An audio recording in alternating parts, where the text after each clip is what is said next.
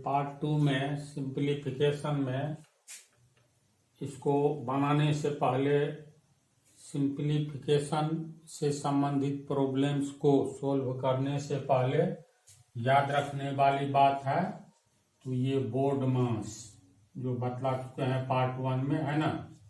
और एक बात और जो हम बतला चुके हैं पहले भी, अगर 5/2 है तो इसको हम लोग कैसे लिखेंगे? भाग दे करके 5/2 का अर्थ हुआ 2.5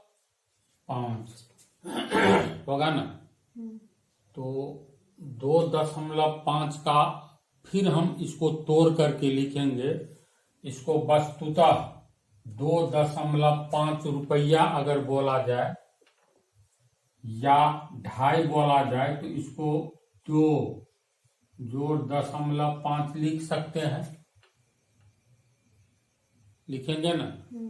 2 को और 0.5 को जोड़ेंगे तो 2 और 0.5। तो जिसके आगे पीछे दशमलव नहीं हो तो दशमलव वाला जोड़ में आगे में दशमलव बैठाया जाता है, तो यहां पर आगे में देंगे। और दशमलव के आगे जितना भी शून्य आता है, अनंत शून्य लिखेंगे तो ये सब कट जाता है यानी हट जाता है। तो अब 2 दशमलव लिखे, इसमें जोड़ना है 0.5 को, तो दशमलव के सामने 0.52। चूंकि 2 में दशमलव के आगे कोई शून्य नहीं है, नीचे में दशमलव के आगे 1 अंक है, तो दशमलव के आगे ऊपर में 1 शून्य दे दो। अब जोड़ो तो ये 5 दशमलव के सामने 0.2 है ना। तो इसको हम लोग इस ढंग से लिख सकते हैं, क्योंकि इसको जोड़ेंगे तो पुनः हमको यही प्राप्त हो जाता है। एक बात इसको ध्यान में रखो। दूसरी बात, इसी को अगर हम तोड़े, इतना बराबर 2.5 हुआ, 5/2 को हम लोग 5 में 2 से भाग देंगे तो कितना आएगा? 2 दूनी 4, घट गया 1, 2.1/2, 2.1/2 इतना आएगा। तो इसका अर्थ ये हुआ। फिर देखो इसको क्या इसे ऐसे लिखा जा सकता है तो कैसे? तो ये 2 जोड़ 1/2 इसको ऐसे लिखा जा सकता है। इस पर सोचो तो देखें, अगर इसको इस रूप में, ये 2 पूरी अंक है तो 2 को अलग कर लीजिए। इसके बाद ये 1/2 यानी 1 का दूसरा भाग, इसे हम हाफ कहते हैं, 1/2 को आधा कहते हैं। तो 2 में अगर 1/2 आधा जोड़ेंगे तो क्या इतना आएगा? इतना का अर्थ हुआ इतना आएगा। तो इसको हल करके देखो तो 2 के नीचे कुछ नहीं है तो 1 है, तो 1 और 2 का लघुत्तम 2 निकला। 2 दूनी 4 जोड़ 1 बराबर 5/2। अब 5 में 2 से भाग देंगे तो 2.1/2 आ गया जी। इसका अर्थ है किसी भी पूर्णांक और ये बट्टा वाला मामला को हम लोग अलग करके लिख सकते हैं। अगर मान लो दिया हुआ है 12.3/8 मान लेते हैं, तो इसको हल करके क्या होगा बोलो? 12 प्लस इसको अलग करेंगे, नहीं गुना करेंगे तो 12 × 96 होगा ना, 99/8। अगर इसको हम लोग अलग करते हैं तो क्या ये रिजल्ट आता है? तो टेस्ट कर ले। तो ये 12 पूरी अंक है 12, तो इसको अलग कर लो, इसमें फिर जोड़ का चिन्ह दे दो और 3/8। अब इसको हल करो तो कितना आता है? तो नीचे में कुछ नहीं है तो 1 है, 1 और 8 का लगभग 8, 12 थे 96 96 जोड़ 3 बराबर 96 3 99/8 आ गया। तो इसका अर्थ किसी भी पूर्णांक और बटा वाला अंक को हम लोग अलग करेंगे तो इस रूप में कर सकते हैं। निष्कर्ष ये है, समझे? इतना लिख सकते, पहले से नहीं पता था। ये बात हम्म। मतलब समझ गए ना। देखो कौन सा थ्योरी कहाँ पर आ जाएगा, तो कभी कभी छोटा मोटा थ्योरी कहीं कहीं छिपा रहता है किसी किसी प्रॉब्लम में। वैसे संपूर्ण मैथ का जड़ ही है बेस ऑफ अलजेब्रा। 100% नहीं ये बेस है कोई भी मैथ समझने के लिए, लेकिन न ये 50% बेस ये है और 40% बेस है पॉइंट टू सर्किल। ये दोनों का कॉम्बिनेशन अगर हो जाता है तो विद्यार्थी कहीं भी गणित समझ सकता है। और यही दोनों की कमजोरी संपूर्ण जगह है पूरे हिंदुस्तान में, इसीलिए गणित को टफ माना जाता है। तुमको तो ये हमको लगता है हम बतलाए थे कि नहीं, लेकिन निश्चित तौर पर बतलाए होंगे। तो चलो ये एक जानकारी मिल गई। अब सीधे आ जाओ। जैसे देखो हिसाब कौन सा आ रहा है, ये वाला देख लो। पहले चलो इसी को बनाते हैं, क्वेश्चन नंबर 4, तब क्वेश्चन नंबर 2 उल्टे क्रम में चलो हटो। आंसर 4 जो थ्योरी बतलाए उसका प्रैक्टिकल।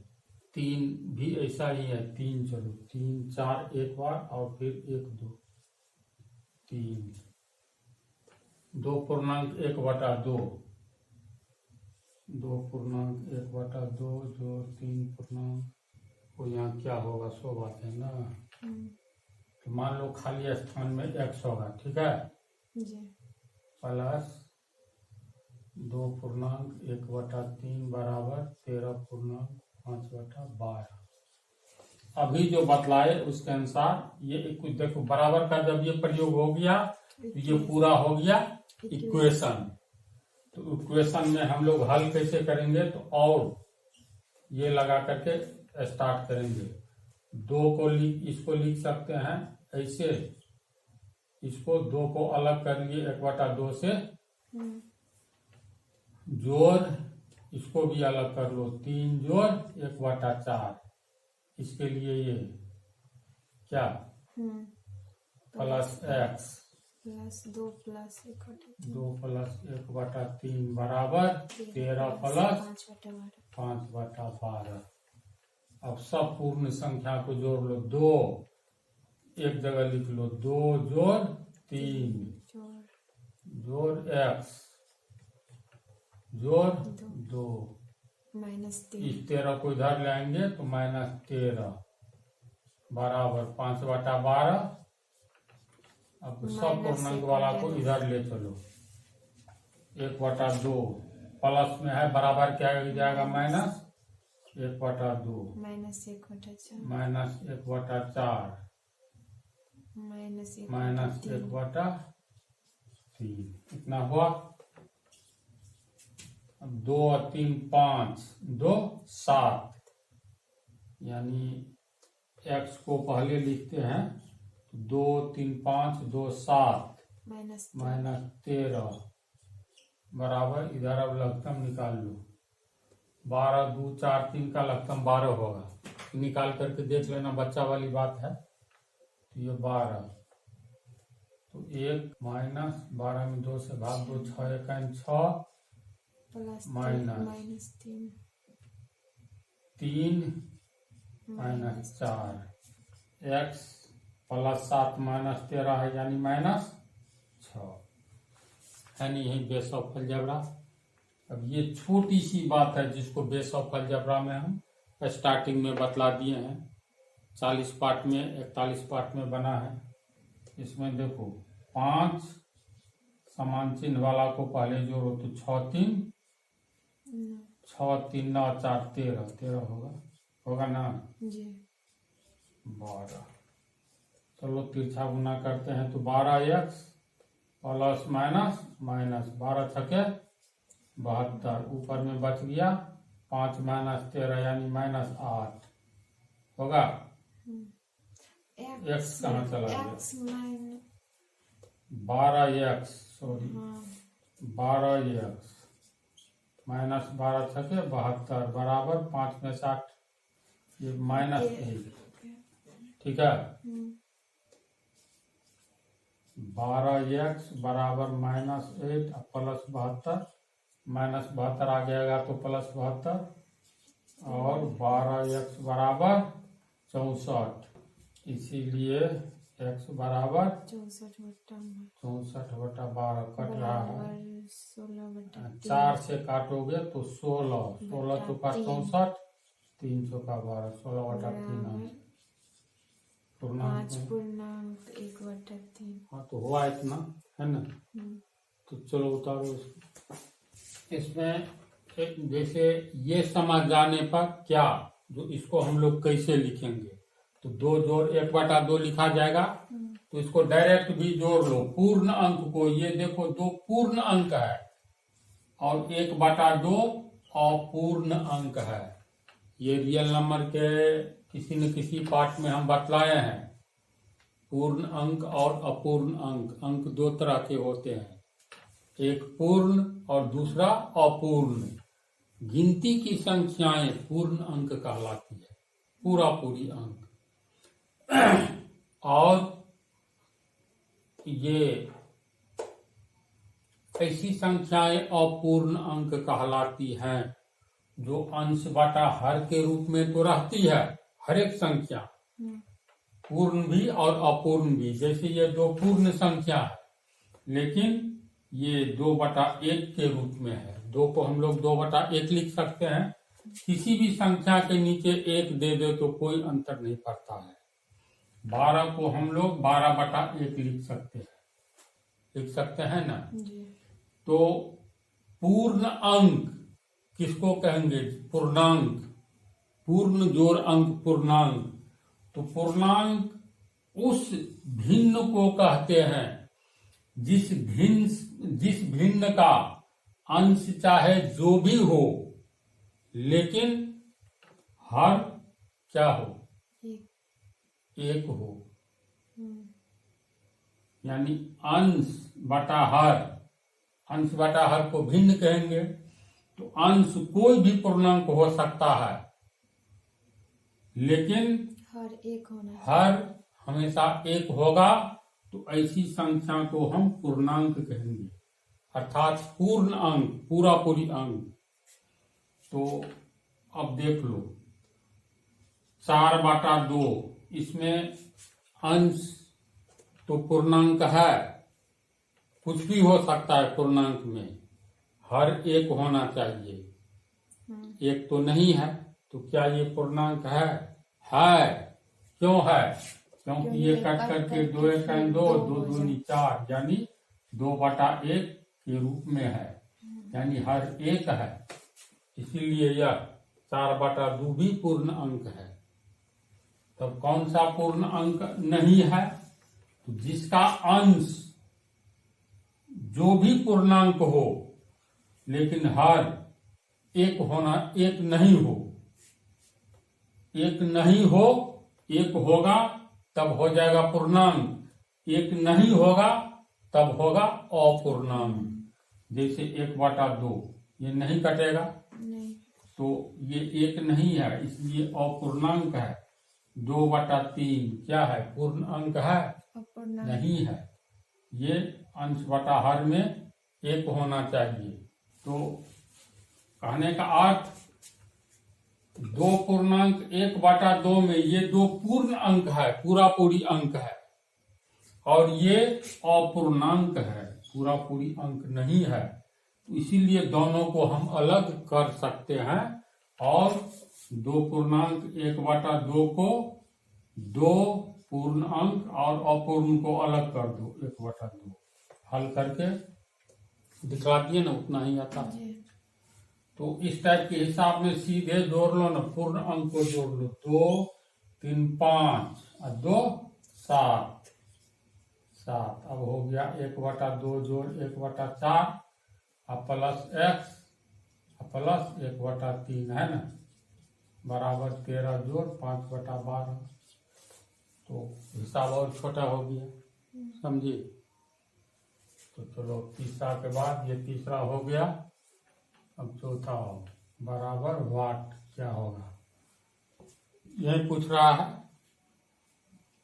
तो इसको हल करेंगे, आंसर लिखा हुआ है बराबर, इसको हल कर रहे हैं। 1 जोड़ 11 होगा, जोड़ 111। पूर्ण अंक को अलग से जोड़ लो, जोड़ 1/2 1/2 1 2 3 4 ठो है, तो इसको सीधे जोड़ लो। 1 1 2 1 3 1 4 1 2 3 1 2 1 1234। जोड़ देखो, आधा आधा 1 होगा, फिर आधा आधा 1 1 जोड़ 1 बराबर 2, समझे। आधा रुपया आधा रुपया आधा रुपया आधा रुपया 2 रुपया, यानी 1236 आंसर है। इसका आंसर है। ये दूसरा चौथा हुआ। अब आ जाओ पहला, ये बोर्ड मास के अनुसार सबसे पहले भाग करके, इसमें सबसे पहले भाग का होगा। तो ये हो गया 710 माइनस 6000 गुने 1/10, 0 0 कट गया। 710 माइनस 600, 600, 0 में से 0 गया 0, 11 1 में से 0 गया 1, 60 में से 6 गया 54। आंसर वो सब बच्चा वाला हिसाब है। आंसर 2 बराबर क्या होगा, तो इतना बराबर हो गया 72। पहले सबसे पहले किसका काम होगा, तो बोर्ड मास, बी से ब्रैकेट, ओ से ऑफ, ऑफ का मतलब का, यानी का को हल करेंगे। तो 72 भागा 9, का मतलब गुना 1/3 जोड़ 2/3 गुने 1 दूनी 2 1 3/2, 72 गुने कट गया 3। फिर इसमें को अभी कैसे भाग, इसको पहले इतना को हल करेंगे, कंफ्यूजन को दूर करो। का को हल करने का मतलब गुना जो बीच में आएगा, तो गुना वाला काम यानी का वाला काम को अंत कर देना है, तब आगे पीछे सोचना है, समझे। एक तरह से समझो ये कोष्ठ में घिरा हुआ है, इसको हल करो, ऐसे सोच करके चलो। मतलब ये बोर्ड मास का सिद्धांत बतलाता है, सबसे पहले आप बी से ब्रैकेट को हल कीजिए, यानी ब्रैकेट के भीतर का आप हल कीजिए। इसके बाद ब्रैकेट नहीं है तो ओ, बोर्ड मास, ओ यानी ऑफ, ऑफ का हिंदी का मतलब गुना। इसको गुना का जब ये है ही, इसका अर्थ तो यहीं पर 3 किया ना हम लोग कर सकते हैं, समझे। एक चरण मान लो बढ़ा दिए, तो एक चरण बढ़ा तो दिए तो हल करेंगे। तो अब ये हो गया 72 भागा, इसको गुना में अभी भी बदल सकते हैं ना। हाँ अभी भी उलट सकते हैं, तो एक चरण शुद्ध कर लो ना।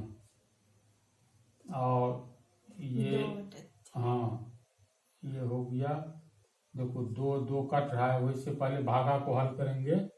यहाँ जोड़ है तो चलो नियम के अनुसार ही चलो, जोड़ तो ये हो गया 72 गुने 1/3। अब ये कट गया, ये कट गया 1, ये हो गया 24 किया 72, 24 जोड़ 1 बराबर 25 आंसर।